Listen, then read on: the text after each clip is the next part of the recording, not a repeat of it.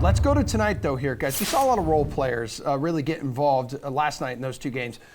We know the stars are going to ball out tonight. Like, Luka's going to need to play well for the Mavs to stay in it. I mean, same for Harden and Embiid. Like, Harden's just disappeared minus, like, one game, really. So we should expect some fantasy points from the top-priced guys, yes.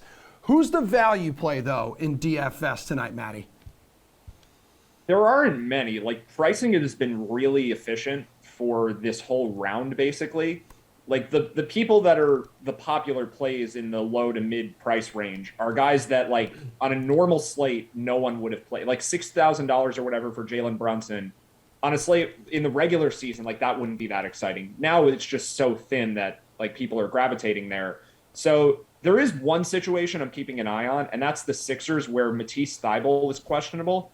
And I think Paul Reed could actually wind up getting extra run in this game. So if the game gets weird, like Embiid gets re-injured or there's a blowout or foul trouble or anything like that, Reed picks up the minutes in that scenario. But we also saw a brief stint where Reed played alongside Joel Embiid last game. And then if Thybulle's out, we also have George Niang just looking terrible in this series. I think it makes sense for Doc Rivers to go to a little more of Paul Reed with Thybulle playing hurt, Niang playing hurt.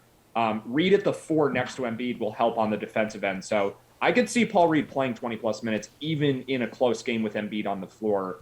It's a bit of a reach, like, I'll admit that, because there just isn't much in terms of value right now. But I think that Paul Reed has a good amount of upside for this game. Okay, Nick, which role player is going to make the difference tonight?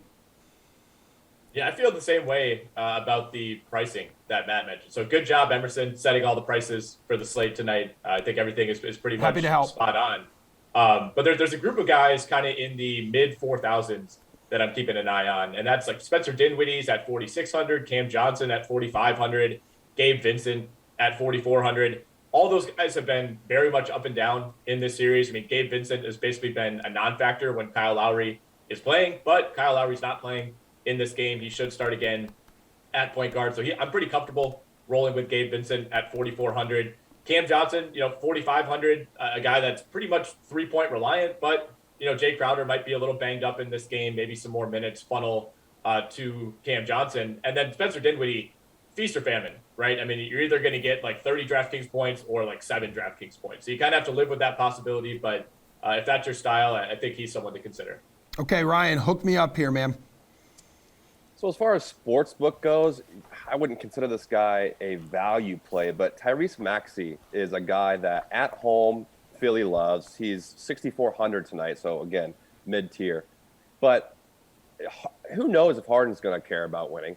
So Maxey is the guy. I think I would even go as far as to say he might be the second option for Philly tonight in a pivotal game to keep them alive.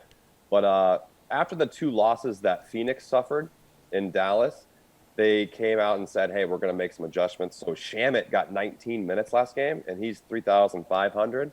And also Biyombo is getting minutes instead of McGee. McGee played only 3. So Biyombo's 3,200, and he played 21 minutes last game. So those two, if you're looking for some actual value, are good.